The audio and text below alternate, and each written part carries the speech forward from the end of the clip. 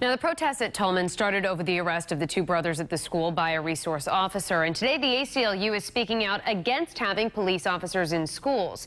We're examining the standards the officers in Pawtucket are held to. Eyewitness News reporter Steph Machado continues our in-depth coverage. Well, Pawtucket city officials declined to do an interview with us about this today, but they provided us with their policy for how school resource officers should behave.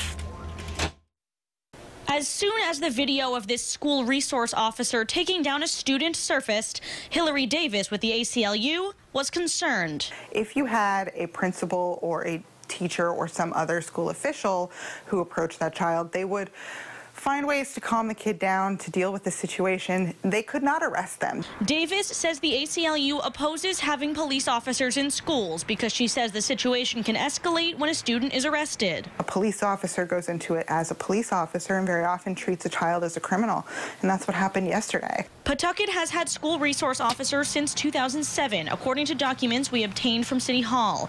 A city council ordinance from that year says police responded to Pawtucket schools nearly 4,000 times in a 5-year period. In 2013, the city council passed another ordinance urging Mayor Donald Grabian to put officers in every school. He responded by putting one in each high school and junior high last year, 6 in total. Yesterday, the brothers who were arrested at school spoke to Eyewitness News with their parents' permission, saying they used to trust the school resource officer there. I used to actually thought he was a good guy, and now I know. True colors really showed out. Now, just in the last hour, we received the Memorandum of Understanding, an agreement between the Pawtucket schools and the police department. It says, in part, the school resource officer shall not be used as a school disciplinarian. If the principal believes an incident is in violation of the law, they may contact the SRO to see if law enforcement action is needed. Now, it's still under investigation if the school resource officer properly followed that policy yesterday. Coming up new at 6, we see how many districts in Rhode Island are using school resource officers. I'm Steph Machado, Eyewitness News. And our in-depth coverage continues tonight. The arrest that sparked that protest was made by a school resource officer. And new at 6 tonight, we've compiled a list of how many Rhode Island school districts have officers in their schools.